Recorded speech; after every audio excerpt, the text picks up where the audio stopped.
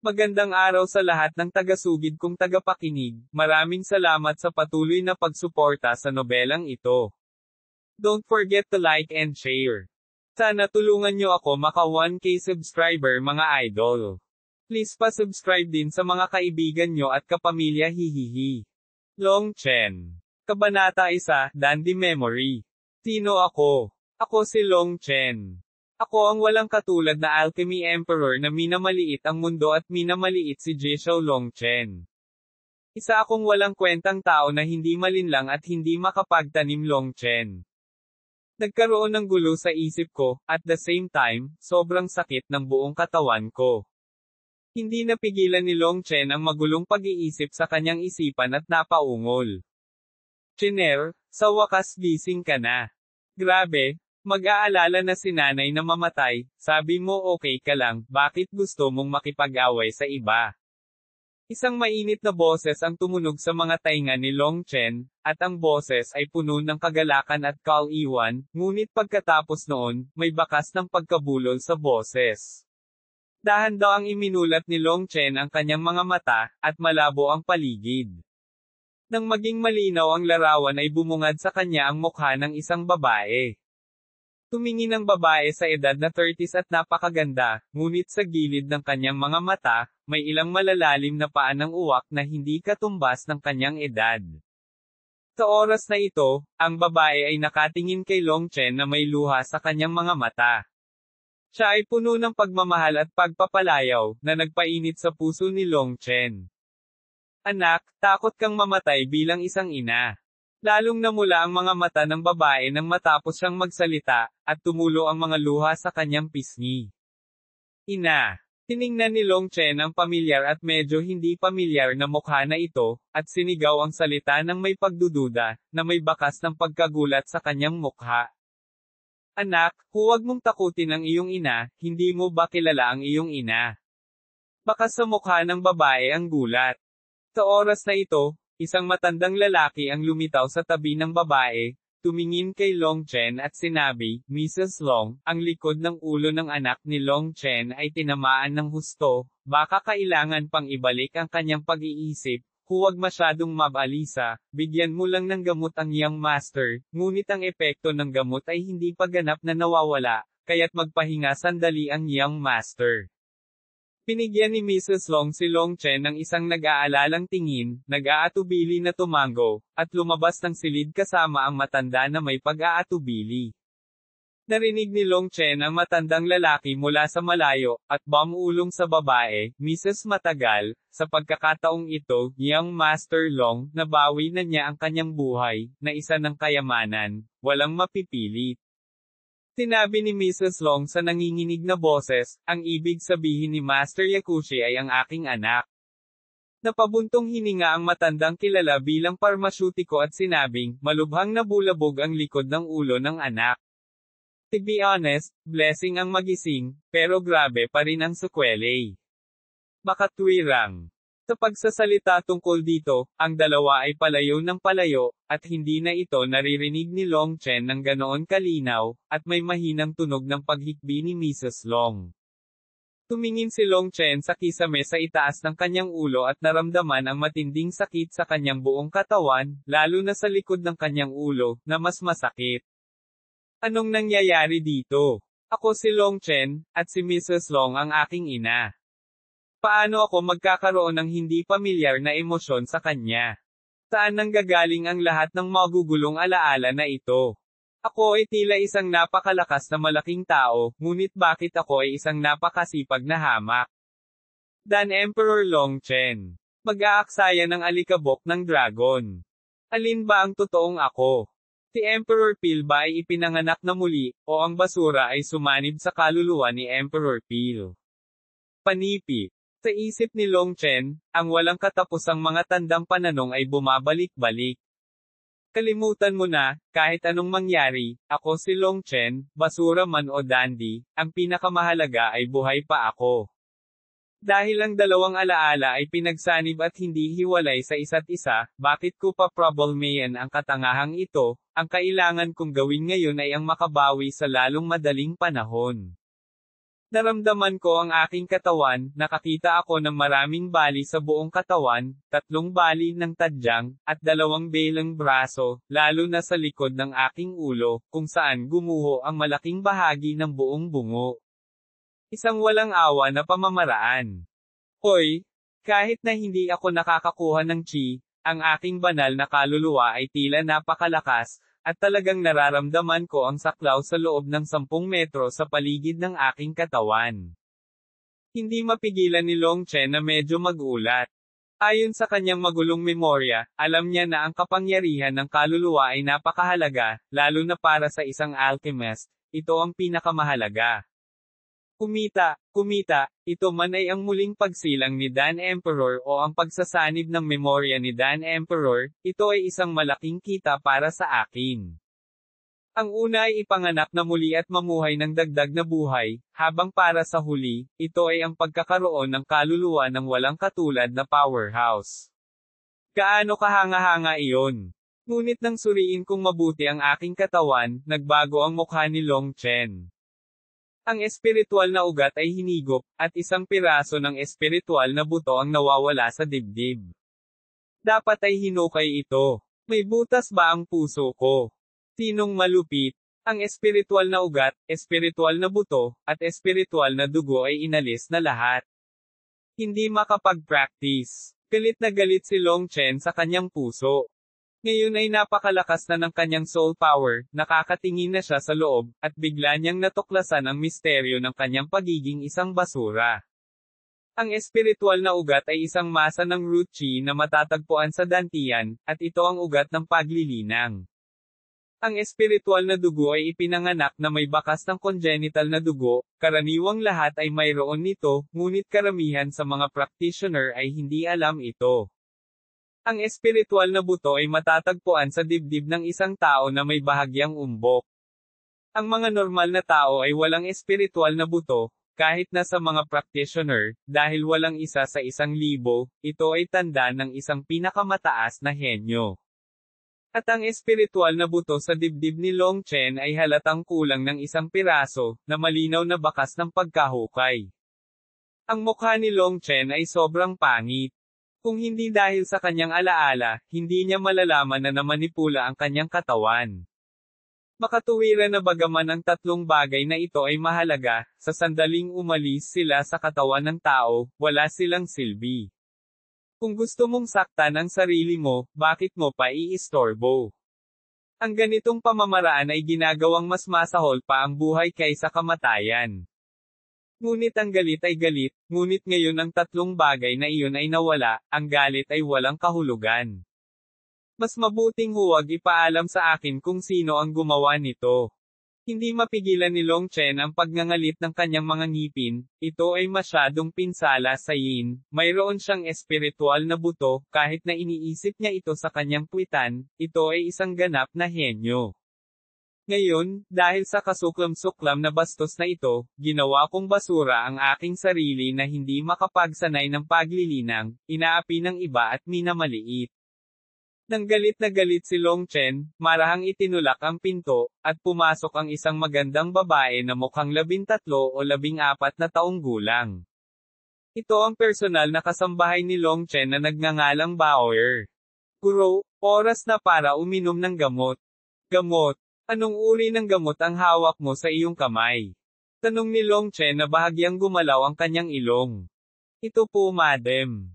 Ang tiger bone pill, na nakuha ko pagkatapos gumastos ng maraming pera, ay maaaring gumaling ng iyong trauma ng napakabilis, master, sagot ni Baoer. Pagkatapos magsalita, binuksan niya ang isang maliit na maselang kahon sa kanyang kamay, inihayag ang tableta ng gamot sa loob, at sinabing, ang gamot daw na ito ay nagmula sa kamay ng master ng gamot na si Yun Chi, at ang gamot ay napakalakas. Yang master, hayaan mong pagsilbihan ka ni Baoer at kunin ito, bar. Kakaibang tumingin si Long Chen sa bagay na ito sa kanyang kamay, matatawag bang dan ang bagay na ito? 3 flat at 4 na hindi bilog, parang bola-bola. Huwag na nating pag-usapan ng hugis, Nima, ang kulay na ito ay itim at walang kinang.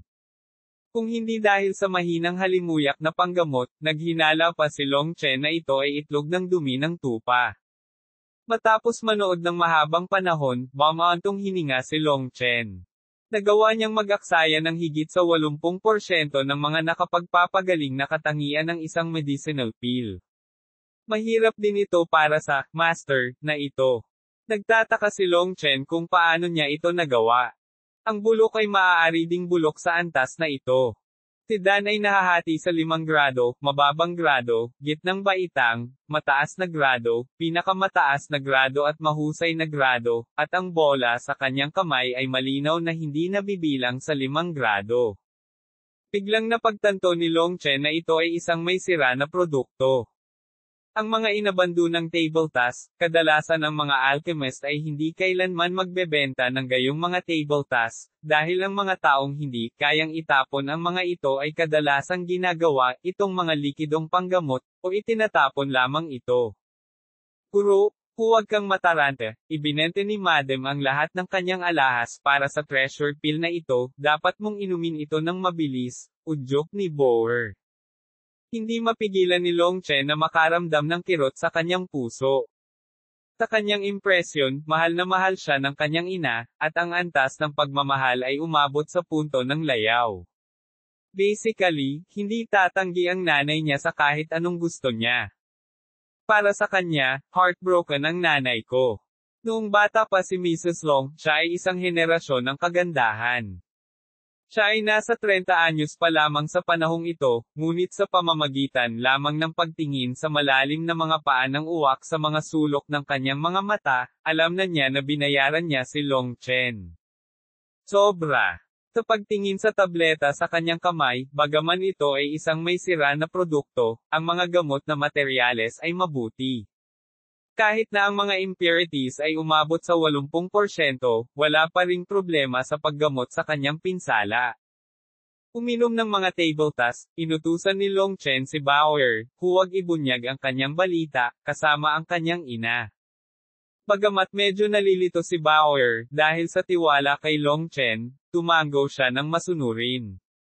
Pagkatapos uminom ng gamot, bagamat hindi magamit ni Long Chen ang cultivation base upang pinuhin ang kapangyarihang panggamot, ginabayan niya ang nakapagpapagaling na kapangyarihan sa kanyang mga sugat sa pamamagitan ng kanyang malakas na kapangyarihan ng kaluluwa, at ang epekto ng paggaling ay napakabilis.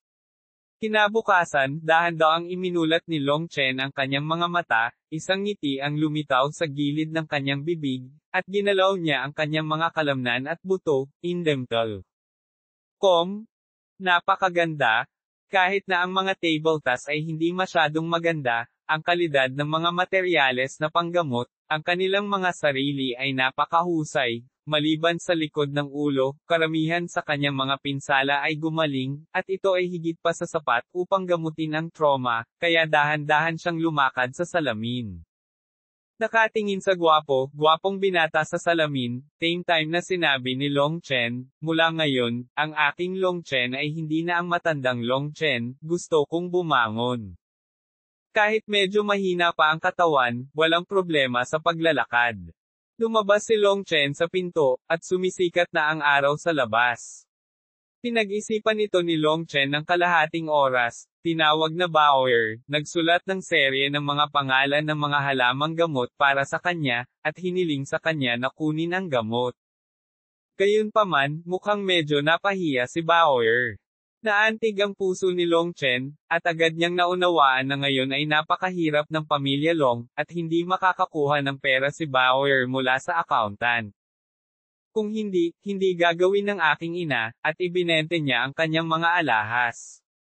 Iyon ang kanyang dote sa panahong iyon, at ito ay lubhang mahalaga. Napaka-desolate talaga ng Long family ngayon. Sa paghahanap ng bulsa, mayroon pa ring higit sa 80 pilak na barya sa loob nito. Bagamat hindi ito marami, sapat na ang pagbili ng mga gamot na ito. Si Bauer ay napakasipag. Wala pang isang oras, nakabili na siya ng mga gamot. Agad na sinimulan ni Long Chen na ihanda ang mga gamot na ito sa iba't ibang sukat at inilagay ang mga ito sa isang kaldero upang pakuluan. Makalipas ang 3 oras, ang makapal na likidong panggamot ay nagbuga na ng panggamot na halimuyak. Tumingin si Long Chen sa mangkok ng murang gamot na likido na may ngiti sa gilid ng kanyang bibig. Ang aking dragon dust ay tumataas, magsimula tayo sa mangkok ng panggamot na sopas. Kabanata 2, Scumbag. Ang likidong panggamot ay natunaw sa tiyan, at si Long Chen ay nagmamadaling gumabay sa kanyang isip upang ikalat ang panggamot na likido sa mga paa at buto. Karaniwan, kapag ang isang martial artist ay sumisipsip ng gamot, ito ay isinama sa kanyang dantian, at pagkatapos ay nawala sa lahat ng bahagi ng katawan, ngunit si Long Chen ay walang espiritual na mga ugat, at ang kanyang dantian ay walang laman, hindi makapag-imbak ng enerhiya. Maaari mo lamang ikalat ang nakapagpapagaling na kapangyarihan sa bawat sel. Bagamat ang mga gamot na ito ay mga ordinaryong halamang gamot, na may kombinasyon ng Long Chen, nagdudulot ang mga ito ng napakalakas na epektong panggamot. Habang bumubuhos ang nakapagpapagaling na kapangyarihan sa katawan, ang hindi mabilang na mga pores ay dahan-daang bumukas, at bawat cell, tulad ng isang tao na malapit ng masuffocate, ay nagngangalit na hinihigop ang espiritual na enerhiya ng mundong ito. Boom! Nagkaroon ng muffled sound sa katawan ni Long Chen, at ang orihinal na saradong meridian ay agad na binuksan, at hindi napigilan ni Long Chen ang pag-ungol. Ginagamit ng ibang tao ang Qi ni Dantian upang dahan-daang buksan ang mga meridian, at umunlad ng hakbang-hakbang ng walang anumang sakit. Ngunit hindi ito magagawa ni Long Chen. Kailangan niyang gamitin ang enerhiya ng labas ng mundo, tulad ng pagmamaneho ng tubig sa dagat upang ibuhos pabalik sa bukid ng ilog. Ang mabangis na kapangyarihan ay hindi isang bagay na maaaring mapaglabanan ng sinuman. Masakit, well, naalala ko ang sakit na ito, kinagat ni Long Chen ang kanyang mga ngipin, kung hindi ninakaw ng isang tao ang kanyang espiritual na mga ugat, paano niya magagamit ang gayong kabaliwan na pamamaraan? Bang bang bang. Ang tuloy-tuloy na pagsabog sa katawan ni Long Chen, ang mga meridian ay binubuksan isa-isa, at sa tuwing bubuksan ang mga meridian, si Long Chen ay makakaranas ng matinding sakit. Nang mabuksan ang mga meridian ng buong katawan, halos himatayan si Long Chen, at pagkatapos ng isang buong oras na paggaling, gumaling si Long Chen. Ngayong lumipas na ang sakit, naramdaman ni Long Chen na bukas ang mga butas sa buong katawan niya, at habang siya ay humihinga, ang hindi nakikitang espiritual na enerhiya sa pagitan ng langit at lupa ay unti-unting hinihigop ng kanyang sarili. Napakahusay, ang mga meridian ay nabuksan, at maaari na akong magsanay sa wakas.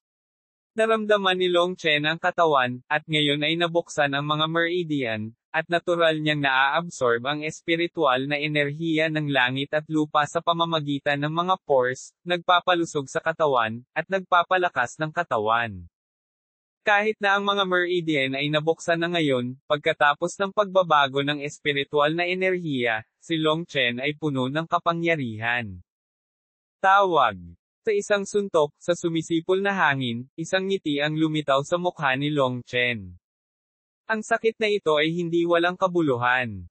Ang mga ordinaryong tao ay nagsasanay, kailangan muna nilang pumasok sa Qi Sensing Realm, at pagkatapos lamang nilang maramdaman ang aura ay maaari silang makapasok sa Qi Gathering Realm. At si Long Chen ay sumandal at nakahanap ng bagong paraan upang buksan ang mga pores sa pamamagitan ng nakapagpapagaling na kapangyarihan, pilit na pinupukaw ang kapangyarihan ng espiritual na enerhiya ng langit at lupa, na tumatakbo sa mga meridian, nakatumbas ng pagpasok sa Qi Gathering Realm sa isang iglap. Gayunpaman, ang Qi Gathering Realm na ito ay tumutukoy sa katawan ni Long Chen na pinapakain at pumapasok sa Qi Gathering Realm. Dahil walang dantian, hindi niya makondense ang cyclone, kaya wala talaga siya sa Qi Gathering Realm. Kahit na ang mga meridian ay sapilitang binuksan ngayon, ang dantian ay hindi maaaring mag-imbak ng nakakagalit na enerhiya, makipaglaban sa iba, at hindi maaaring tumagal ng mahabang panahon. Hindi pa rin maganda. Naghanap si Long Chen ng mahabang panahon sa kanyang memorya, at biglang, sa hindi mabilang na mga diskarte sa alchemy, natagpuan niya ang tanging alaala ng martial arts, ang 9 Stars Hegemony Martial Arts. Ang nakakagulat kay Long Chen ay ang 9 Stars Dominant Body Art ay pinasadya lang para sa kanya. Ito ay isang lihim na pamamaraan na nagbubukas ng mga lihim ng katawan ng tao. Hindi dantian ang nililinang nito, kundi siyam na bituin. Ang siyam na bituin ay ang siyam na lihim na kayamanan sa katawan ng tao. Kung ang siyam na lihim na kayamanan ay binuksan, ito ay katumbas ng pagbubukas ng siyam na dantian. Nang makita ito, halos hindi tumalon si Long Chen. Gayunpaman, nang makita niya ang likod, biglang nanlamig at nanlamig ang puso ni Long Chen. Iyon ay ang paglilinang ng 9 Stars Hegemony Art, na nangangailangan ng pagkonsumo ng hindi mabilang na mga tabletang panggamot. Ang condensing ng unang bituin, Feng Fu Star, ay nagkakahalaga ng hindi mabilang na enerhiya. Kung ang enerhiya ay hinihigop ng panlabas na puwersa, kahit na ito ay 100 taon, ito ay hindi makokondensasyon. Kung nais mong paikliin ang unang bituin, dapat kang gumamit ng mga gamot na panggamot, at ang dami ng mga gamot na gamot ay nakakatakot, kung hindi, hindi ka maaaring magsanay. Ngunit ngayon ang pamilya ng Long family ay nasa matinding kahirapan, at wala silang mga mapagkukunang pinansyal para makabili ng mga gamot na panggamot, hindi pa banggitin na ang tableta na kanyang kinain ay hindi maaaring ituring na mga tabletang panggamot. Kailangan kong gumawa ng paraan para kumita ng kaunti. Nag-isip sandali si Long Chen, nagpalit ng damit, at lumabas ng pinto. Pasado 12:00 ng tanghali sa oras na ito, ngunit walang masyadong tao sa malaking mansyon, na mukhang napakalungkot. Ang ama ni Long Chen, si Genyo Anhao, ay palaging nasa ilang. Sa paglipas ng mga taon, ang ina at anak ni Long Chen ay kinutya ng lahat sa kabisera ng imperial. Bagamat may titulo sila, mahirap pa rin ang kanilang pamumuhay. 100 tao lang ang nagsilbi, dahil sa sobrang dami, hindi nila kayang suportahan. Masasabing sa lahat ng mga prinsipe, ang pamilyang Long ang pinakamalungkot na pamilya, at si Long Chen ang malungkot sa lahat ng mga prinsipe. Ang martial arts ng Fengming Empire ay maunlad, at lahat ay nagsasanay ng martial arts, ngunit si Long Chen ay may espesyal na pangangatawan at hindi niya kayang magsanay ng martial arts, na siyang dahilan kung bakit siya pinagtatawanan. Sa kabaligtaran ni Long Chen, ang ama ni Long Chen na si Tian Xiao, na isang makamundong malakas na tao, ay nagbantay sa borderland, kahit na brutal ang mga barbaro, hindi nila kayang lusubin ang Fengming Empire sa kalahating hakbang. Ang Long Tianxiao ay isang henerasyon ng military **** ng Fengming Empire, at ang Long Chen ay isang basura na hindi man lang makapasok sa kahulugan ng Qi. Hindi nito maiwasang iparamdam sa mga tao na parang ama ng tigre at anak ng aso. Pinagtawanan siya ng hindi mabilang na mga tao, at walang pakialam si Long Chen, ngunit ilang araw na ang nakalipas, kinukot siya ni Zhou Yaoyang, ang prinsipe ng ilang, na hindi si Long Chen ang uri ng Long Tianxiao. Galit na galit si Long Chen sa oras na iyon na malinaw na iniinsulto niya ang pagtataksil ng kanyang ina. Si Long Chen, na natulala sa galit sa oras na iyon, ay walang awang naglunsad ng isang tunggalian sa kabilang partido. Ngunit ang kabilang partido ay isang malakas na tao ng Qi Gathering 7 player. Siya ay isang ordinaryong tao na hindi man lang makapagbigay ng pakiramdam ng Qi, at pinapahiya lang niya ang kanyang sarili. Kaya naman may balita na si Long Chen ay nawala ng malay at pinabalik sa pamilyang Long. Sa ilang sandali, si Long Chen ay naging katatawanan ng buong kabisera ng imperial. Sa labas ng Hao Mansion, dumiretso si Long Chen sa Beikaoxing sa Imperial Capital, kung saan ibinebenta ang iba't ibang mahahalagang halamang gamot, at kailangan niyang malaman ang merkado ng mga halamang gamot. Maraming tao sa daan ang nakakita kay Long Chen na lumabas at hindi napigil ang ituro ang likod niya. Sanay na si Long Chen sa mga bagay na ito. Kasabay nito, nanunuya siya sa loob, pinigilan ng kanyang ama si Bayan Huang at gumawa ng mga pambihirang tagumpay para sa buong Fengming Empire. Pero ano? Ang kanilang mag-ina ay binubuli sa kabisera ng imperial, at halos sila ay bugbugin hanggang mamatay. Ito ba ang gantimpala? Isang grupo ng mga taong protektado ng kanilang ama, ngunit minamaliit nila ang kanilang sarili, ito ba ang gantimpala? Pinilisan ni Long Chen ang kanyang lakad. Bagaman hindi siya natatakot sa gayong mga titig, palagi siyang hindi komportable, ngunit sa sandaling ito, nakaharang ang kanyang daan. Hoy, hindi ba ito ang anak ni Long Chen? Balita ko yung binugbog ay hindi niya kilala ang sarili niyang ina, kaya bakit siya naubusan ng buhay ngayon? Sa harap ni Long Chen, isang 16 o 17 anyos na kabataang nakasuot ng damit na incheck, na may 2 gwardya, ay nanunuya kay Long Chen. Ang taong ito ay isa ring panganay na anak ng isang marangal na pamilya. Ang kanyang pangalan ay Li Hao, ngunit ang kanyang titulo ay hindi mataas, at ang kanyang katayuan ay hindi maihahambing kay Long Chen. Gayunpaman, sa Fengming Empire, ang pamagat at katayuan ay pangalawa, at ang ang mahalaga ay lakas. Si Li Hao ay nakatayo sa gitna ng kalsada sa oras na ito. Kung gustong pumasa ni Long Chen, kailangan niyang umikot sa kanya. Kung pinalitan ko ang lumang Long Chen, dapat ay tumalikod na ako at umalis. Ngunit ngayon ay tumingin si Long Chen kay Li Hao, umiling, at bumantong hininga. Sinasabi ng mga tao na ang isang mabuting aso ay hindi humahadlang, tila hindi ka isang mabuting aso. Long Chen? Mukhang hindi ka pa natuturuan noong nakaraan, gusto mo pa bang bugbugin hanggang mamatay at itapon ang sarili sa ring? Unang nagbago ang mukha ni Li Hao, at pagkatapos ay ngumisi siya. Kaya kung aso ka, karapat-dapat kang kumain ng **** sa tabi ni Zhou Yaoyang.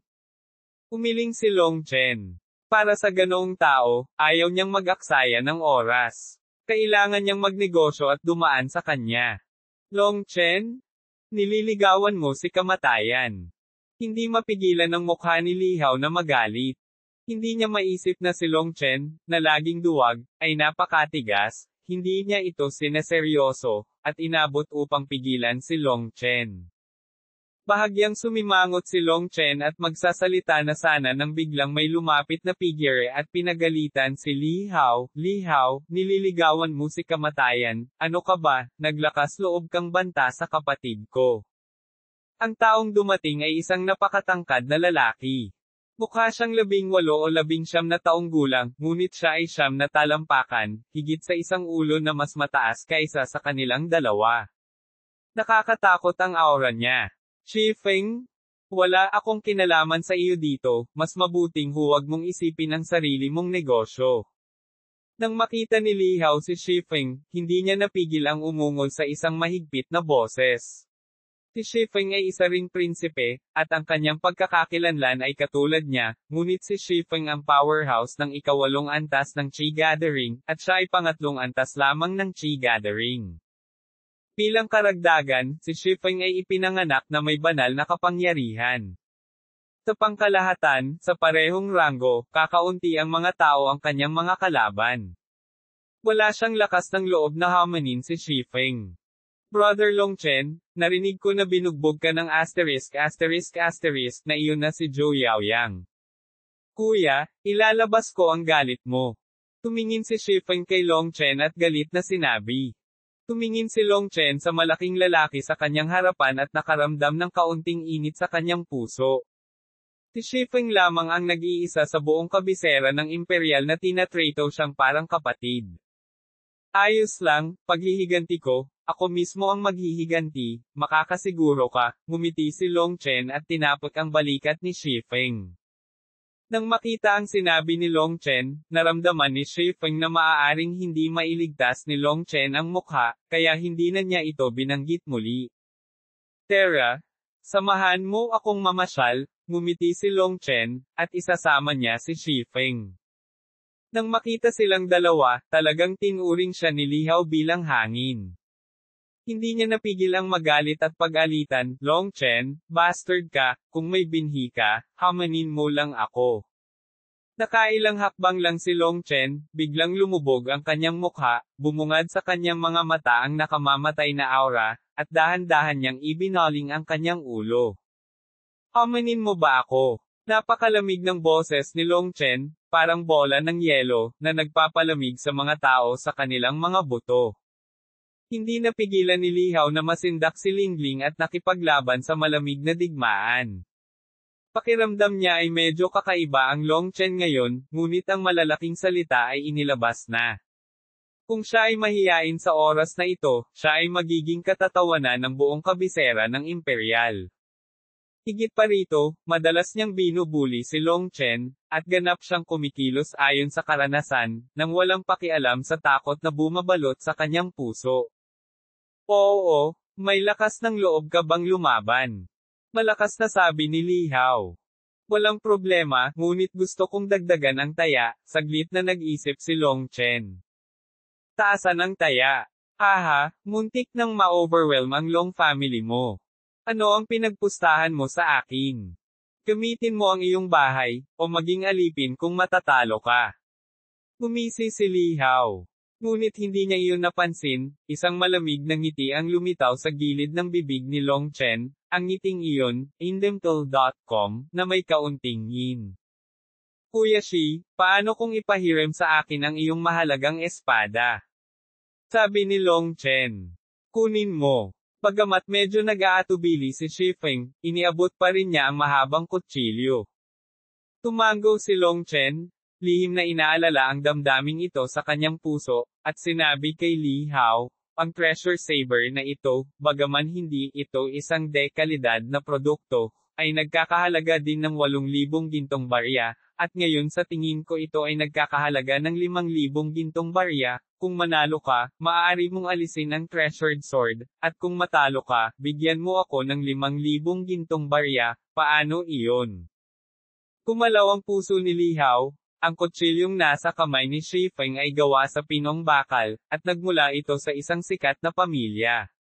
8,000 gintong barya, talagang sulit ito. Ngayon si Long Chen, isang tanga, ay naglakas loob na gamitin ang bagay na ito para harangin, matagal na siyang masaya sa kanyang puso. Ngunit nanunuya siya, siguro kung may tatalikod at tatanggihan ang account kapag natalo ka.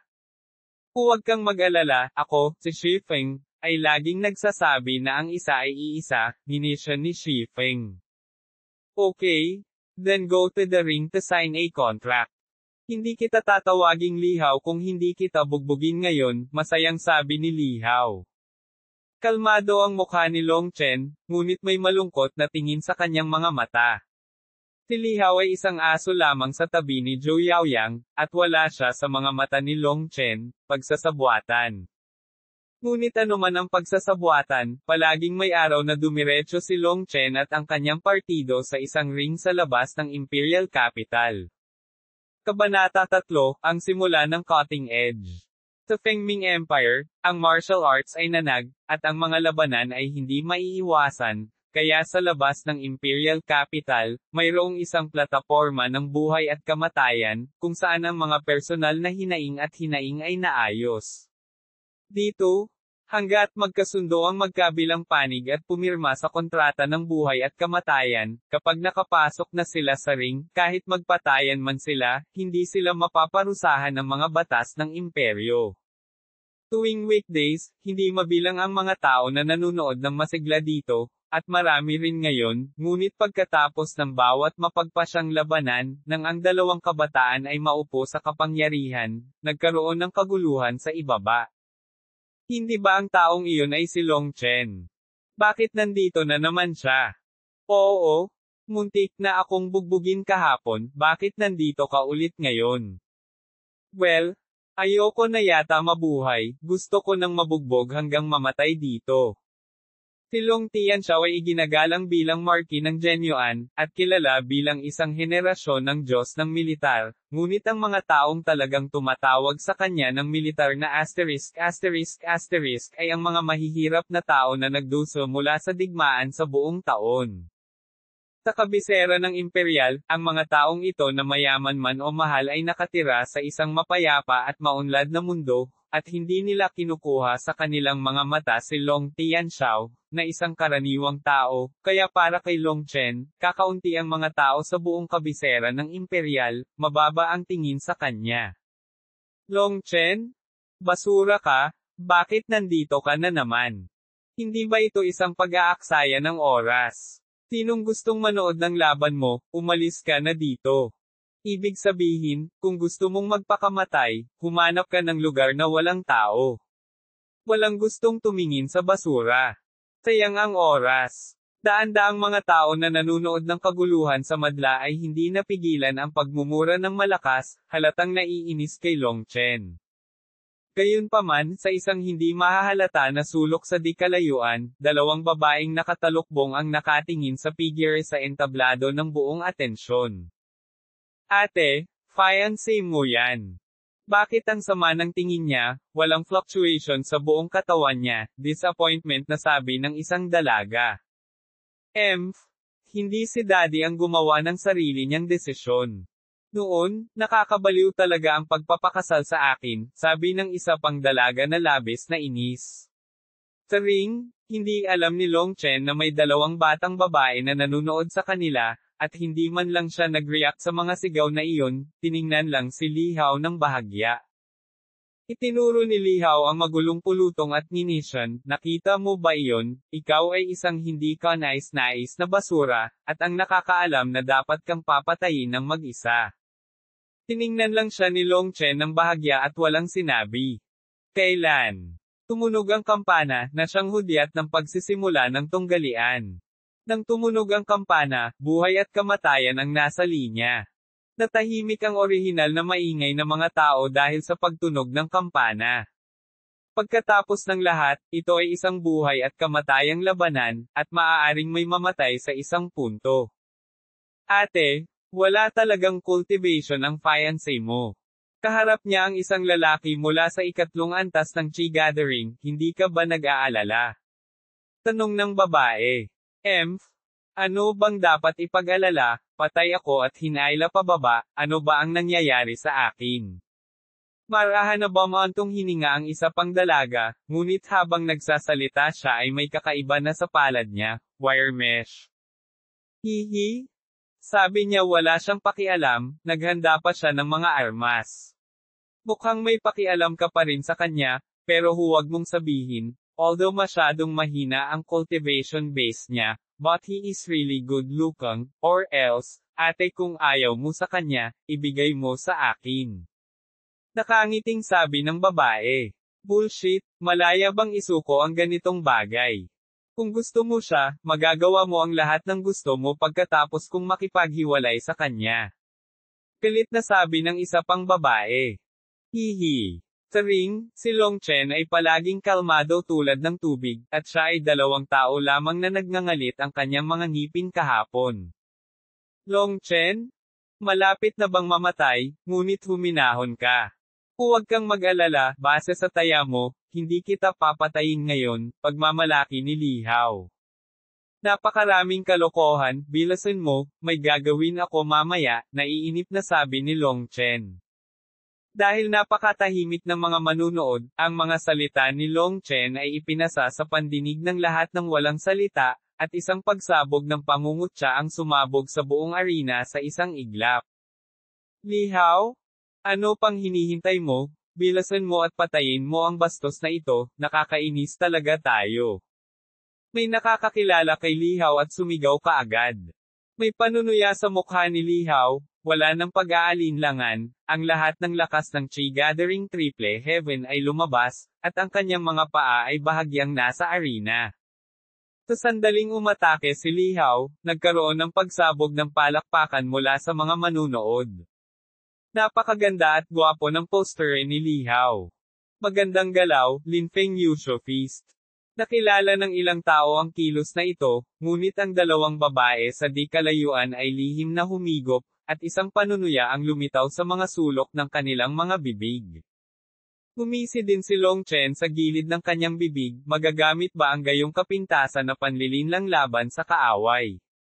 Nang makakita ng suntok na tumama sa kanyang mukha, sumipol ang hangin, ngunit hindi ito nakita ni Long Chen at hindi kumikibo. Haha, itong basura, hindi man lang maitago. May nanguuyam sa audience. Ngunit pagkatapos lamang niyang matapos ang kanyang panunuya, huminto ang kamao ni Li Hao ng 3 pulgada sa harap ng mukha ni Long Chen, hindi gumagalaw. Biglang nawalan ng boses ang mga taong nagpapakasasa sa pangungutya. Natagpuan nila na ang isa sa mga binti ni Long Chen ay nakaunat, at ang mga talampakan ng kanyang mga paa ay sinipa sa pagitan ng mga binti ni Li Hao. Si Li Hao, na orihinal na puno ng simoy ng tagsibol at hindi nawawala ang kanyang natural na kulay, ngayon ay mukhang isang lilang talong. Malinaw, ang sipa ni Long Chen ay naging dahilan para hindi siya comfortable, at dahil sa matinding sakit ay nadistorbo ang kanyang mukha at hindi siya makagalaw. Hindi siya makagalaw, nakakagalaw si Long Chen, at sa sandaling huminto siya, hinawakan ni Long Chen ang buhok ni Li Hao gamit ang 2 kamay, at pilit siyang pinaatres, habang ang kanyang malalakas na tuhod ay kumatok. Bang bang bang! Ang mga galaw ni Long Chen ay kaaya-aya sa mata, na may malinaw na mga talata, galaw at tunog, na nagbibigay sa mga tao ng napakalakas na visual na epekto at maliwanag na pakiramdam ng ritmo. Ang tunog ng pagbitak ng buto ay nagpaasim sa mga ngipin ng mga tao. 3 sunod-sunod na suntok ang natamo ni Li Hao. Ang tulay ng kanyang ilong ay bumagsak at nagdeform, ang kanyang mukha ay puno ng dugo, at siya ay nahimatay. Ilang sandali, natahimik ang buong venue, at walang mag-aakalang ang isang powerhouse sa 3 antas ng Chi Gathering Realm ay matatalo ng napakabilis ng basura ng walang bakas ng cultivation. At ito ay natalo sa pinakamalinis at pinakamaayos na paraan. Ang resultang ito ay parang sampal sa mukha ng mga naghihiyawan. Maging ang 2 batang babae na lihim na nanunood ng labanan mula sa malayo ay may mga ekspresyon ng pagtataka sa kanilang mga mukha. Na si Li Hao, na wala sa harap nila, ay maaaring iwagayway ang kanyang mga kamay para pumatay. Ngunit iba si Long Chen. Mula sa simula hanggang sa wakas, hindi siya gumamit ng bakas ng espiritual na enerhiya. Ganap niyang tinalo si Li Hao gamit ang mortal na estilo ng paglalaro. Long Chen Sheng. Isang boses ang nagmula sa ibaba ng stage. Isang matandang lalaki ang namuno sa ring at responsable sa pagpaparehistro at pag-anunsyo. Ang dibdib ni Long Chen ay tumaas at bumagsak ng ilang beses. Gumamit siya ng matinding pagtitiyaga para sugpuin ang balak na pagpatay sa kanyang puso. Hindi ngayon ang tamang panahon para pumatay. Kaya lang, sobrang tagal na itong pinigilan, at biglang sumabog, at mahirap na itong bawiin. Mula sa labas ng mundo, tila si Long Chen ay nabalisa ang mga kamay at paa sa labas ng lakas, tulad ng isang hingal na hingal. Bumaba si Long Chen sa entablado, lumakad papunta sa gilid ng matanda, binawi ang kanyang taya sa mahabang kutsilyo, at kumuha ng crystal card na may 5,000 gintong barya. Ang panuntunan dito ay bago ang laro, ang taya ay dapat ibigay sa referee upang ipakita ang hustisya, na nag-aalis din ng posibilidad ng pagsisisi. Matapos makuha ang treasure knife, direktang ibinalik ito ni Long Chen kay Shifeng, at inilagay ang kristal na card sa kanyang mga braso, na medyo nasasabik. Bagamat hindi marami ang 5,000 gintong barya, malulutas nito ang ilang mga kagyat na pangangailangan. Matagal na panahon na ang nabanggit sa itaas ay ibinawas ang sweldo ng pamilyang Long, at ngayon ay talagang hindi na kayang buksan ng pamilyang Long ang kaldero. Sa ilalim ng mga tingin ng hindi mabilang na mga tao, dahan-dahang umalis ang 2, at nawala ang 2 babae nang makita nilang umalis si Long Chen. Ang balita ng pagkatalo ni Long Chen kay Li Hao, tulad ng mahabang paa, ay kumalat sa buong kabisera ng imperial ng sabay-sabay, na nag-iwan ng hindi mabilang na mga tao na naguguluhan. Paanong biglang naging makapangyarihan ang isang basurang hindi marunong mag-martial arts? Ngunit mayroong hindi mabilang na mga tao na nakasaksi nito sa kanilang sariling mga mata, at ang balita na si Li Hao ay dinala pabalik sa mansyon. Sa ilang sandali, hindi ito matanggap ng maraming tao. Pagkaalis ni na Long Chen at Shifeng, gustong ibahagi ni Long Chen ang mga samsam kay Shifeng, ngunit tumanggi si Shifeng na mabuhay o mamatay. Sa huli, nauna siyang bumalik dahil may gagawin siya, at hindi man lang siya nagtanong kung bakit biglang lumakas si Long Chen. Habang iniisip ang pabor na ito, dumiretso si Long Chen sa 100 Herbs Hall. Matapos makapasok sa 100 Herbs Hall, humingi si Long Chen ng katalog ng mga panggamot na materyales dito. Malinaw na nakatala dito ang mga pangalan at presyo ng iba't ibang gamot. Nakita ni Long Chen ang karamihan sa mga panggamot na materyales para sa pagpino ng Feng Fu Pill. Sa kabutihang palad, ang mga panggamot na materyales para sa pagpino ng Feng Fu Pill ay hindi partikular na bihira. Ngunit nang makita ang presyo sa itaas, ang puso ni Long Chen ay tumutulo ng dugo, at ang kanyang mga gintong barya ay sapat lamang upang makabili ng tatlong materyales. Ngunit hindi niya mabili ang lahat ng mga materyales, kailangan din niyang bumili ng isang alchemy cauldron, at kailangan din niyang bumili ng iba pang ekstrang materyales sa gamot. Isang patak lang sa balde ang mga gintong barya sa kanyang kamay. Pero kung hindi mo bibilhin, hindi mo magagawa. Kinagat ni Long Chen ang kanyang mga ngipin at gumastos ng 1,200 gintong barya upang bumili ng isang bronze cauldron na may pinakamasamang kalidad. Bumili ako ng isa pang batch ng mga panggamot na materyales para sa pagpino ng Feng Fu Dan, at sa parehong oras ay bumili ako ng maraming panggamot na materyales para sa pagpino ng Huiqisan.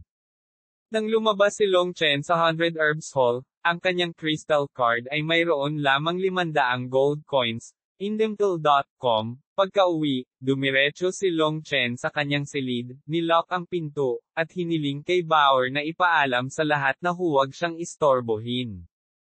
Alam niyang tiyak na malalaman ng kanyang ina ang balitang sasali na naman siya sa kompetisyon.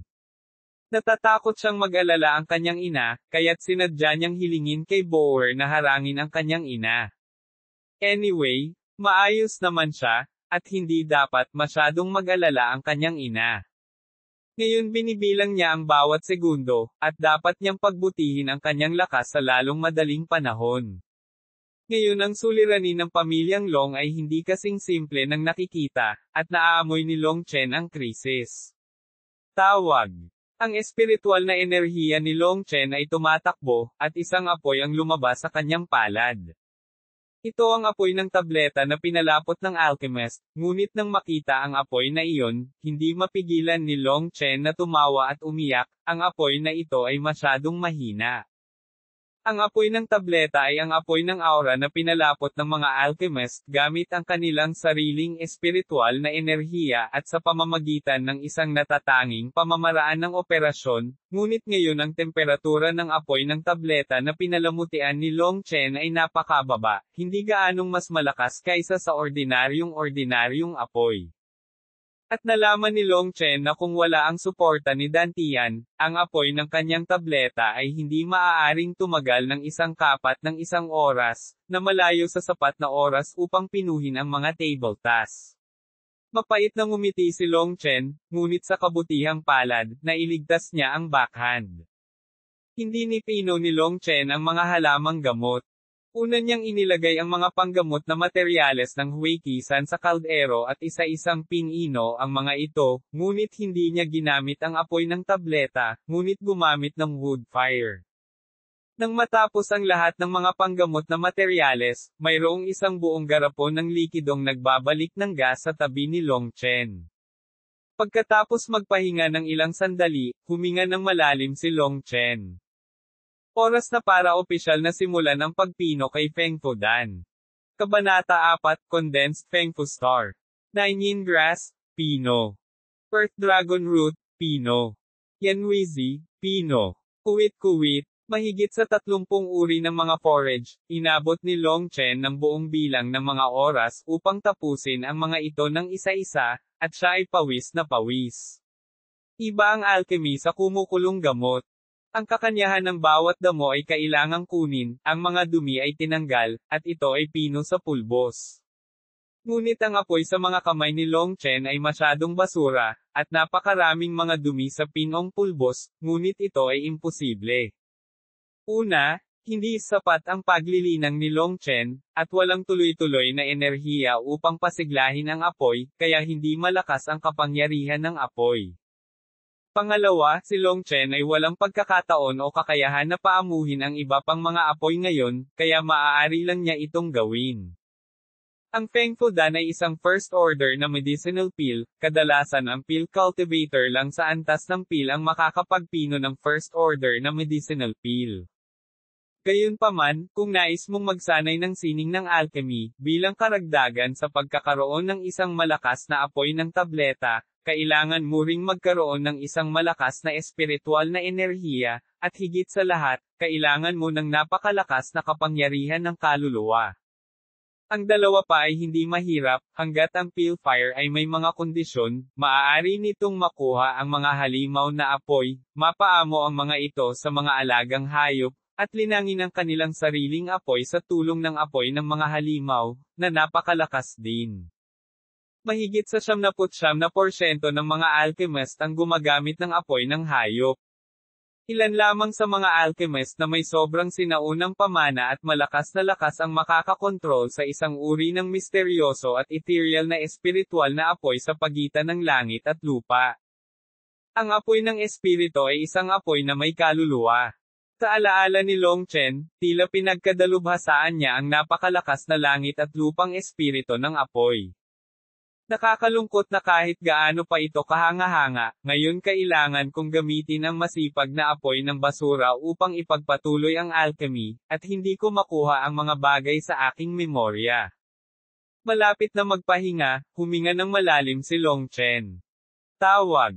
Isang kalahating talampakang wax dilaw na apoy ang tumalon mula sa palad ng kamay, at isang alon ng init ang lumabas.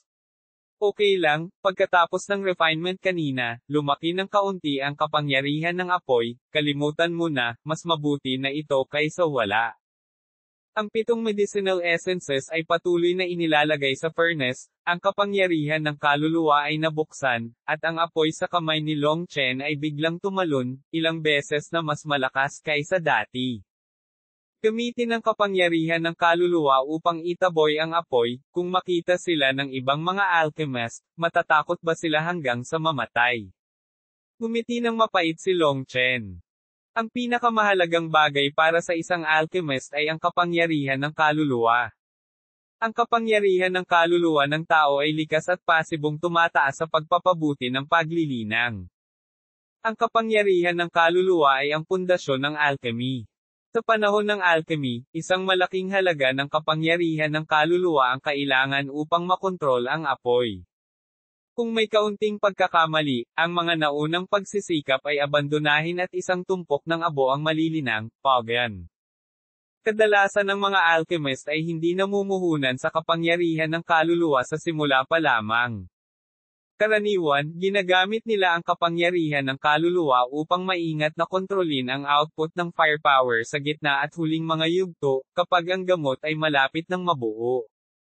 Pagkatapos ng lahat, sa oras na iyon, ito ang susi sa pagiging isang tableta. Ang temperatura ng apoy ay kailangang patuloy na baguhin, mula sa mataas hanggang sa mababa, mula sa mabangis hanggang sa mabagal, na kumukuha ng maraming kapangyarihan ng kaluluwa. Kung ang kapangyarihan ng kaluluwa ay naubos na sa oras na iyon, kung gayon ang isang pot ng mga table tasks ay karaniwang natanggal, at ginamit talaga ni Long Chen ang kapangyarihan ng kaluluwa mula sa simula. At ang walang katulad na mahalagang kapangyarihan ng kaluluwa ay para lamang madagdagan ang firepower. Kapag nasusunog ang kahoy na panggatong, siguradong papagalitin siya ng kahit sinong alchemist, kahit aliberga siya, walang ganoong aliberga.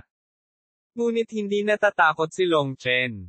Ayon sa kanyang memorya, ang kanyang kasalukuyang kapangyarihan ng kaluluwa ay hindi mas masama kaysa sa isang ordinaryong alchemist. Ang mga grado ng mga alchemist ay Dan Apprentice, Dan Shi, Dan Shi, Dan Wang, Dan Huang, Dan Zhang, Dan Zhen, Dan Sheng, at Dan Di. Sa alaala ni Long Chen, mayroong alaala ng isang makapangyarihang Dan Emperor, kaya napakalinaw niya tungkol sa sarili niyang enerhiya. Sa pagkakataong ito nang magising si Long Chen, ang kanyang kapangyarihan sa kaluluwa ay nag-mutate at abnormal na malakas, kaya si Long Chen ay kwalipikadong gawin iyon. Ang peel furnace sa harap ni Long Chen ay bahagyang yumanig at gumawa ng mahinang tunog. Hoy, pagalawin mo ang apoy, mas mabilis ito. Dali-dali kong itinapon ang 3 damo sa hurno, ngunit sa oras na ito ay nakita na ni Long Chen ang pawis sa kanyang noo. Nagmamadali akong naglabas ng tangkay ng damo na mahigit 2 talampakan ang haba, inilagay ang isang dulo sa garapon ng gamot, may garapon na puno ng backgas, at inilagay ang kabilang dulo sa aking bibig, at huminga ng malalim. Pagkatapos bumalik sa tiyan, ang mga pores ng buong katawan ay bumukas ng mabilis at nagsimulang sumipsip ng espiritual na enerhiya ng langit at lupa ng galit na galit. Ang espiritual na enerhiya na malapit ng maubos ay mabilis na bumabawi. Ito ang inihanda ni Long Chen sa mahabang panahon, at ito rin ang kinakailangang gawain para sa pagpino ng Feng Fu Peel. Kung hindi, sa kanyang kasalukuyang espiritual na kapangyarihan, ang pagnanais na gumawa ng mga table tasks ay maaari lamang maging isang biro. May tangkay ng damo sa kanyang bibig, sumisipsip siya paminsan-minsan para maibigay ang aura sa kanyang katawan. Kung ikukumpara sa espiritual na enerhiya ni Long Chen, ang kapangyarihan ng kanyang kaluluwa ay masyadong malakas. Pagkalipas lamang ng 2 araw ay nakaramdam ng kaunting pagod si Long Chen, na isang pagpapakita ng malaking pagkonsumo ng kapangyarihan ng kaluluwa. Ngunit sa oras na ito, ang lahat ng mga panggamot na materyales sa peel furnace ay inilagay, at ang pagtatapos ng trabaho ay naiwan, at ang nakapagpapagaling na halimuyak ay nagsimulang tumagos sa lahat ng dako. Bagaman sa impresyon ni Long Chen, ang ganitong first order na medicinal peel ay maaaring gawin ng nakapikit, ngunit ngayon ay iba na, ito ay isang bagay na nagpabago sa kanyang kapalaran, at maling sabihin na hindi siya kinakabahan. Biglang nagkaroon ng bagbog at hugong sa peel furnace, at nagsimulang maging marahas ang aura sa peel furnace. Hindi nagpanik si Long Chen, ngunit isang ngiti ang lumitaw sa gilid ng kanyang bibig. Ito ay isang pasimula sa pagiging isang tableta, at ito rin ang pinakamahalagang sandali para sa pag-concoct ng tableta. Ang kapangyarihan ng kaluluwa ay tumatakbo ng lahat, nang walang anumang reserbasyon, ang apoy sa kamay ay biglang pumailanglang, at isang di nakikitang puwersa ang mahigpit na nakakandado sa buong pagan ng tableta. Ang pamamaraang ito ay tinatawag na, sealing the sky and locking the earth, at ito ay isang panlilinlang na nilikha ng sarili sa memorya ni Long Chen, na ginagamit upang maiwasan ang pagsabog ng mga table tasks at iprito ang pagan. At ang trick na ito ay napaka-praktikal. Maaari nitong i-lock ang lahat ng nakapagpapagaling na kapangyarihan sa pagan sa pinakamaikling panahon, upang hindi masyadong mawala. Gagamitin ito ng isang normal na alchemist sa huling hakbang, dahil ang mga table tasks ay marahas, kaya magiliw na mga hakbang ang ginawa, upang patatagin ang mga ito. Kahit na ang panganib na gawin ito ay mas mababa, ang pagkawala ng kakanyahan ng gamot ay napakalaki, kaya ang epekto ng tableta ng gamot ay napakapangkalahatan. Bang! Sa buong pagsupil sa kapangyarihan ng kaluluwa ni Long Chen, ang buong peel furnace ay gumawa ng muffled sound, at pagkatapos ay walang tunog. Tumingin si Long Chen sa nagpapatahimik na peel furnace sa kanyang harapan, hindi niya maiwasang mapasinghap, basang-basa ng pawis ang kanyang buong katawan, at pakiramdam ng buong tao ay umiikot ang mundo. Pagkaraan ng ilang sandali, bahagyang nakabawi si Long Chen. Dahil sa pananabik, binuksan niya ang takip ng pagan, at maging ang kanyang mga kamay ay nanginginig. 5 bilugan na projectiles, na naaninag sa mga mata ni Long Chen, ang pumuno sa silid ng isang malakas na halimuyak na panggamot. 2 low-grade na table tasks, 3 waste peel, buntong hininga, kung sasabihin mo ito, mawawalan ka ng mga tao.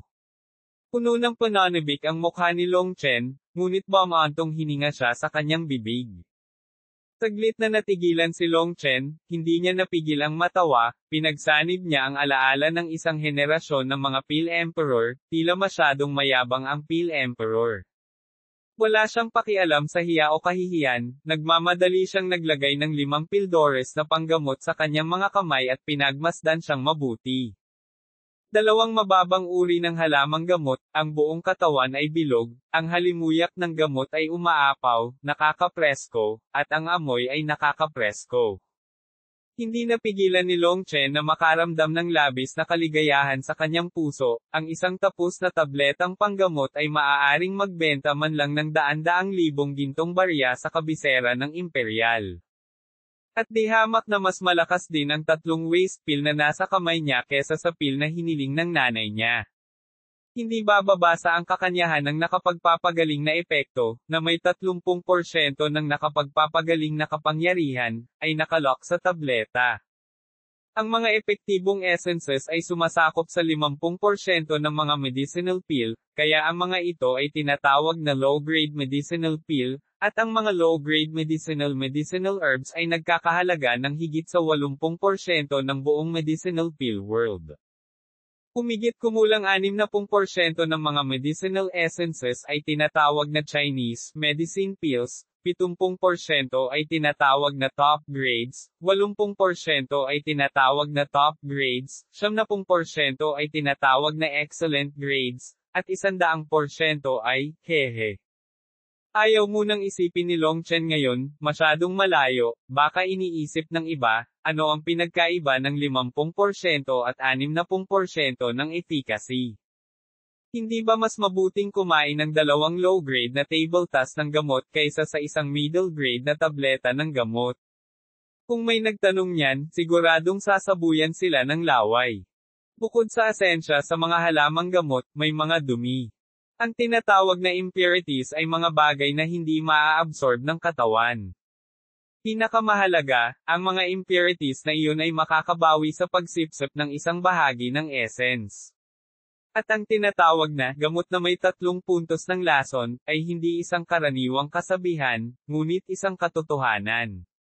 Kapag ang medicinal pill ay pinalapot, ito ay tiyak na magbubunga ng erysipelas. Kung ang lason na ito ay hindi kinukuha ng mahabang panahon, hindi ito magiging masyadong malaki. Pakiramdam. Ngunit bilang isang practitioner, ang mga elixir ay kadalasang iligtas ng buhay. Hindi ko alam kung gaano karaming makakain sa buhay ng isang tao. Kapag ang erysipelas sa katawan ay namumuo sa isang tiyak na antas, ito ay nagiging isang nakamamatay na lason. Ang erysipelas ay ang pinakamahirap na lason na alisin. Ito ay tumagos ng malalim sa laman, utak ng buto, at maging sa kaluluwa. Kung mas advanced ang gamot, mas maliit ang mga side effect. Sa makatuwid, ang pagkakaiba sa epekto sa pagitan ng low-grade na tableta ng gamot at ng middle-grade na tableta ng gamot ay higit sa 10 beses, ngunit ang pagkakaiba sa presyo ay higit sa 100 beses. Inalis ni Long Chen ang 5 medicinal pill, inimpake ang pill stove at iba pang mga bagay, hindi na ito nakayanan, at nakatulog. Hindi ko alam kung gaano ako katagal nakatulog, naramdaman ni Long Chen ang isang pares ng mainit na mga kamay, hinahaplos ang kanyang mga pisngi, at hindi malinaw na nakarinig ng ilang mga bulungan, ngunit siya ay pagod na pagod para magising. Nang muling magising si Long Chen, 3 araw na ang lumipas, nagutom siya, kumain siya at nagsimulang umatras muli. Matapos lunukin ng isang waste pill, gamit ang kapangyarihan ng kaluluwa para i-activate ang kapangyarihan ng pill, pumasok siya sa Yunquan Point sa ilalim ng kanyang mga paa, kung saan ang unang bituin ng 9-star hegemony Art Fengfu Star, Indimple.com, ay nag-condensed. Bang! Nang inig ang kanang paa ni Long Chen, gumawa ng malakas na ingay ang lupa sa ilalim ng kanyang mga paa, at bumitak ang lupa, na sumasakop sa buong silid. Napakaganda, ang meridian na ruta at eksaktong lokasyon ay natagpuan, at pagkatapos, ang tunay na epekto ay maaaring gawin. Bahagyang ngumiti si Long Chen, at may sobrang mababang antas na Fengfu Dan sa kanyang kamay. Diretso niya itong ibinato sa bibig, at isang napakadalisay na enerhiya ang bumungad. Sa ilalim ng traksayon ni Long Chen, dumiretso siya sa Yunquan Cave sa paanan ng Long Chen. Sa paggalaw ng iyong kuan point sa talampakan, para bang nasusustansya ang tuyong ilog. Sa pagdagsa ng kapangyarihang panggamot, ito ay parang dragon na baha, na nagngangalit doon. Boom! Isang putok ang dumating, ang nakakatakot na enerhiya ay umapaw, at walang hangin sa katawan ni Long Chen, at isang nakakatakot na hininga ang bumukas, ang buong silid ay nabasag, ang usok at alikabok ay umapaw, at ang hangin ay kumukulo. Ang usok at alikabok ay dahan-daang nawala, inilantad ang gwapong mukha ni Long Chen, lahat ng excitement sa mga bituin, nararamdaman ang talampakan ng mga paa. Isang maliit na hugis binakatawan, walang katapusang enerhiya na bumubuhos sa buong katawan kasama ang mga paa, hindi kaya ni Long Chen, maghintay na tumangala sa langit at sumigaw. Ang paggalaw sa panig ni Long Chen ay biglang nakakuha ng atensyon ng buong Hao Mansion, at lahat ay nagmadaling lumapit. Nang makitang lumapit ang aking ina, nagmamadaling sinabi ni Long Chen, "Inay, ngayon ang araw kung kailan papasok ang panganay na anak sa Taekzhou Palace upang mag-aral, at malapit nang matapos ang sa akin."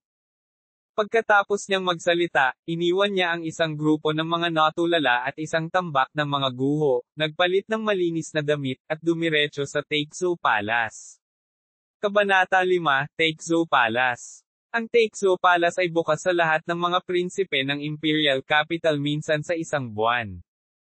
Ang oras ng pagbubukas ay isang araw. Sa umaga, maaari kang magsanay ng etika sa tula. Sa hapon, ang koleksyon ng martial arts sa palasyo ay bukas sa lahat ng walang bayad. Noong nakaraan, sa tuwing bubuksan ang Taekzhou Palace, ito ay karaniwang walang kinalaman kay Long Chen.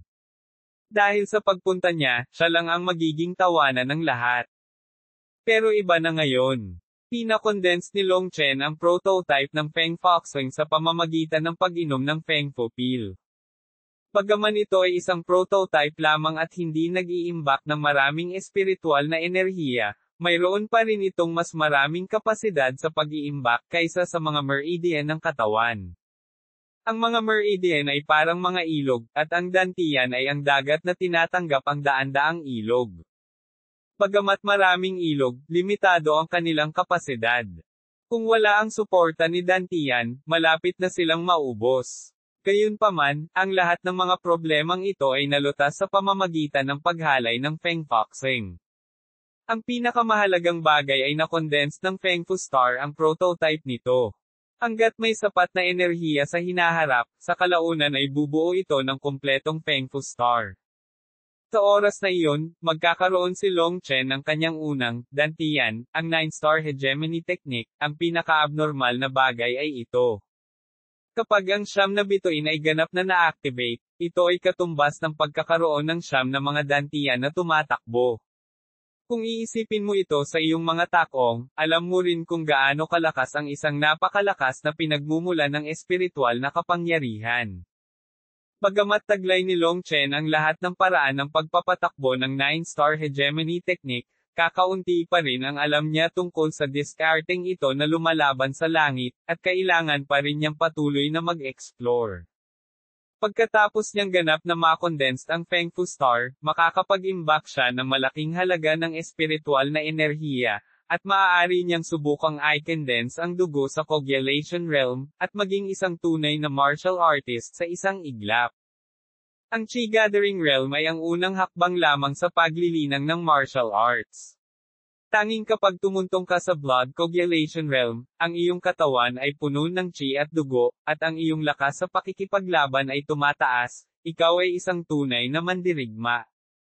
Hindi alam ni Long Chen na ang kanyang kasalukuyang estado ay itinuturing na ilang antas ng Chi Gathering Realm, ngunit sa pagbuo ng prototype ng Feng Fu Star, ang kanyang katawan ay lumakas ng husto, na ikinagulat niya. Ngayon ay paimpol siyang sumuntok, ang sumisipol na hangin ay maaaring makabasag ng isang florera 5 talampakan ang layo, at ang kanyang buong katawan ay puno ng lakas. Sa pagkakataong ito, pagdating niya sa Taekzhou Palace, napunta siya sa koleksyon ng martial arts. Malapit nang mag-condense si Feng Foxing, at ang espiritual na enerhiya sa kanyang katawan ay unti-unting naging sagana. Kaya na niyang magsanay ng martial arts combat skills. Ang tinatawag na martial arts combat skills ay ang combat skills na nabuod ng ilang senior masters, batay sa kanilang sariling espiritual na enerhiya at sa pamamagitan ng konteksto. Ang mga kasanayan sa pakikipaglaban ay lubhang nakakatakot.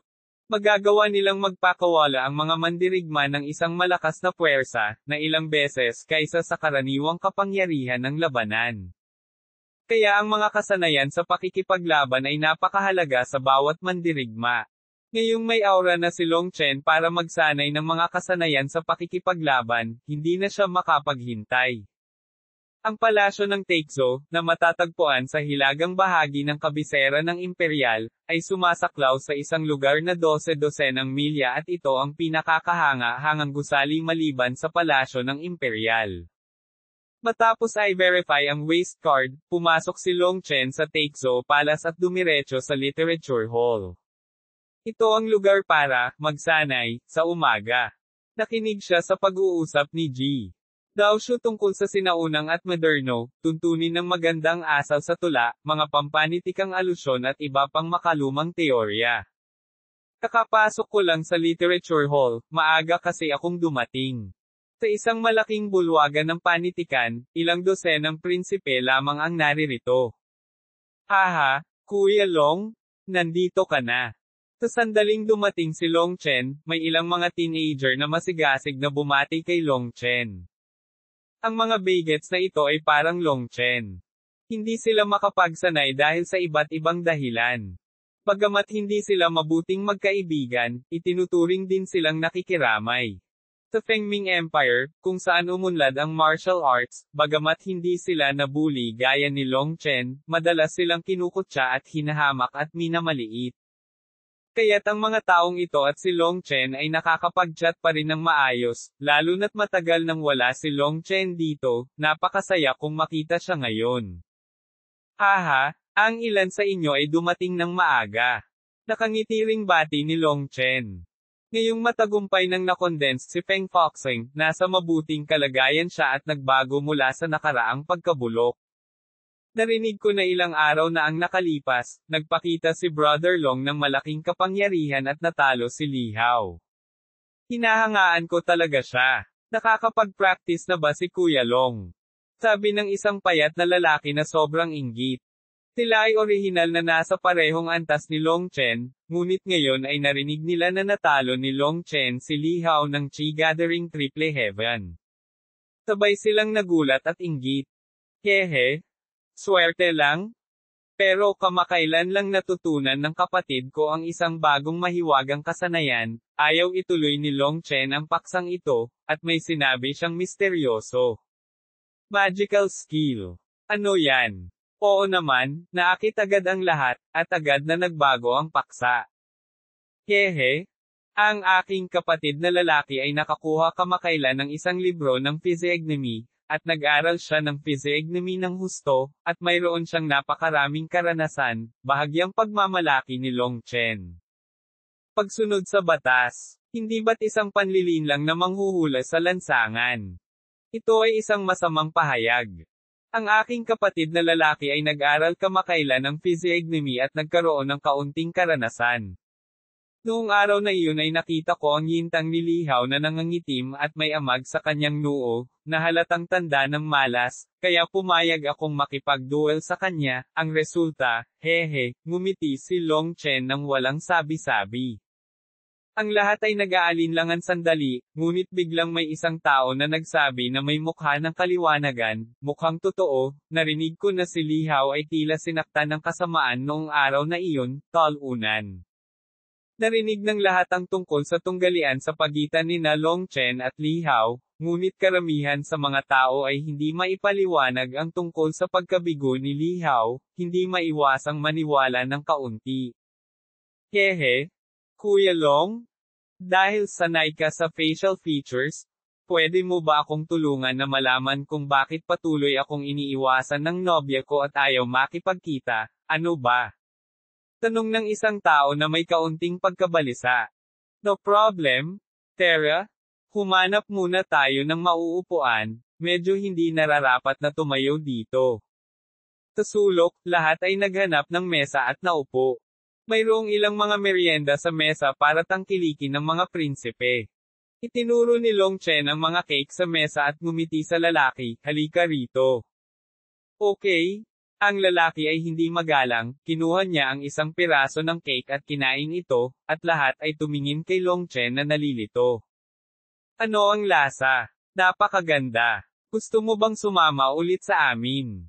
Mabuti. Ang lalaki ay pumulot ng isa pang piraso ng pastry at kinain ito nang nakabuka ang bibig, ngunit isang kagat lang ang kanyang kinagat.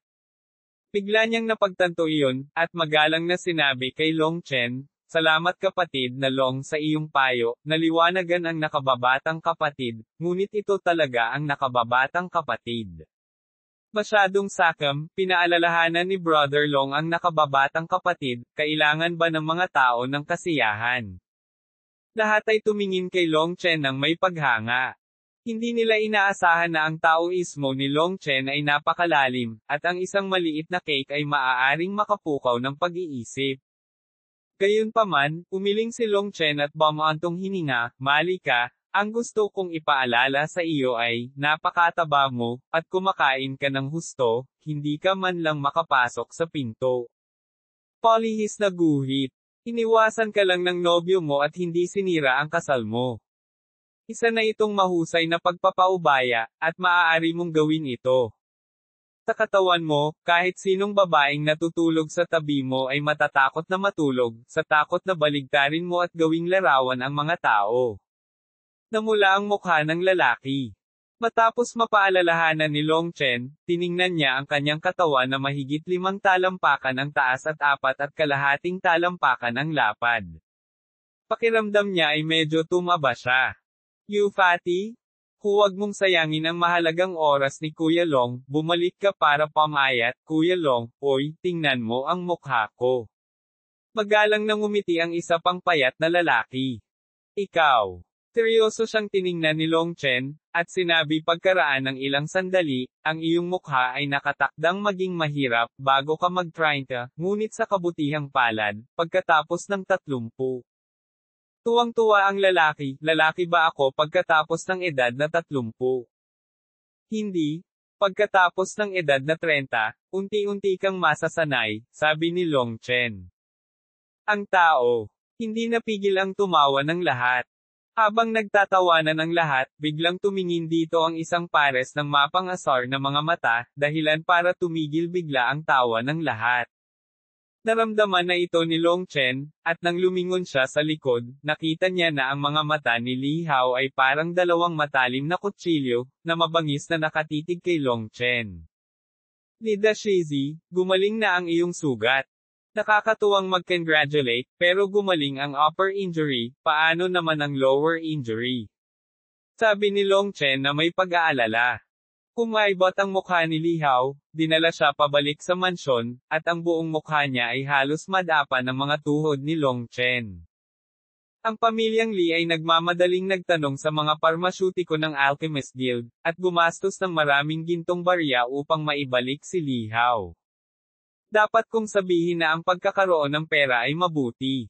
Sa maikling panahon, si Li Hao ay walang pinagkaiba sa isang normal na tao.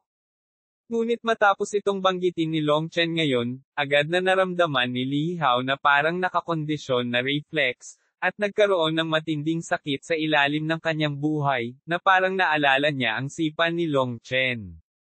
Napakawalang awa ng sipa ni Long Chen na muntik na niya itong sipin palabas. Ang pinaka-naiinis sa kanya ay nang ibalik siya sa mansyon para ipagamot, natuklasan niyang nawawala ang kanyang itlog. Nang ang mga tao sa bahay ay nagmamadaling pumunta sa singsing, nakita nilang nalinis na ang singsing.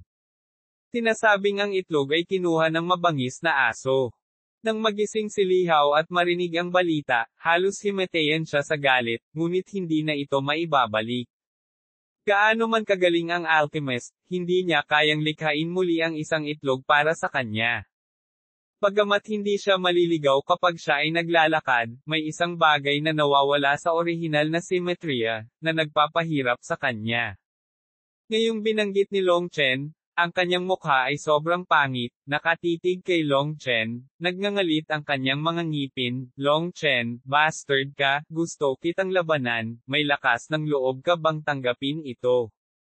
Ang orihinal na nakangiting mukha ni Long Chen ay biglang naging tense. Ang pamagat na ito ay labis na nakakainsulto, lalo na sa kanyang ina. Totoong hindi ka mamamatay kung hindi mo ito gagawin. Dahil gusto mong mawala ang gulo ng mundo, tutuperin ka ni Lao Su. Gayunpaman ang pangungusap na iyon, gusto kong magdagdag ng bonus. Tumingin si Long Chen kay Li Hao, dahil gusto mong mamatay, kailangan mo ring mamatay. Sa bagay, iisang bansa naman sila. Hindi niya kayang tingnan si Li Hao. Ang kamatayan ay mas magaan kaysa sa isang balahibo. Okay? Kahit gaano karaming lottery ang taya mo, susundan ko si Li Hao. Pero may sumisingit sa puso ko, kahit gaano pa kalaki ang loto mo, hindi mo ito kayang gastusin. Si Li Hao ay nahuli ni Long Chen noong huling beses na siya ay pabaya. Ito ay pagkatapos lamang ng isang mapaminsalang pagkatalo na hindi na niya hahayaan ang kanyang sarili na gumawa ng parehong pagkakamali muli. Ang oras na ito ay iba sa huling pagkakataon. Siya ay nagsasalita tungkol sa isang buhay at kamatayang labanan. Sa huling tunggalian, bagamat hindi niya inaako ang pananagutan sa pagpatay sa kalaban, hanggat inaamin ng kalaban ang pagkatalo, hindi niya kayang patayin ang kalaban. Ngunit magkaiba ang labanan ng buhay at kamatayan. Kapag dalawang tao ang naloklok sa poder, katumbas ito ng pagsuko ng kanilang buhay. Aminin man nila ang pagkatalo, walang kwenta. Ang nagwaging partido ay maaaring mangibabaw sa buhay at kamatayan ng kabilang partido sa kalooban. Okay? Magkita-kita tayo sa entablado ng buhay at kamatayan bukas ng 3:00 ng tanghali, ginisyon ni Li Hao, nakatingin kay Long Chen na parang nakatingin sa isang patay na tao. Ngumisi si Long Chen sa kanyang puso, ngayon ay oras na para patayin ang mga manok at bigyan ng babala ang mga unggoy. Nang makitang umalis si Li Hao, ginisyon ni Long Chen, panatilihin ang iyong balanse habang naglalakad, huwag mahulog. Nang marinig ang mga salita ni Long Chen, si Li Hao, na tumalikod na, ay biglang natigilan at halos nadistorbo ang kanyang mukha. Narinig niya ang kahulugan ng mga salita ni Long Chen. Huminga siya ng malalim, na para bang hindi niya narinig ang mga salita ni Long Chen, dahan-dahan siyang naglakad patungo sa kabilang direksyon ng Literature Hall. Ngunit ang mga salita ni Long Chen ay parang mga bakal na karayom, na tumutusok sa kanyang mga maseselang bahagi, at pakiramdam niya na kapag itinaas niya ang kanyang mga paa, ito ay magdudulot ng isang nakatusok sa pusong alaala. Gusto niyang lumayo na parang walang nangyari, pero habang iniisip niya iyon, mas nagiging hindi natural ang lakad na iyon, kaya kakaiba ang tingin ng lahat sa kanya. Sa pagtingin kay Li Hao, na lumalayo na parang pato, isang tao sa tabi ni Long Chen ay maingat na nagpaalala, Brother Long, bakit ka pumayag sa kanya? Ayos lang, ngayon nakikita ko ang mukha niya at ang kilay niya ay maitim at nakakamatay na gusot. Ito ang hitsura ng buhay ni si Gui. Hindi na siya makakaligtas kinabukasan.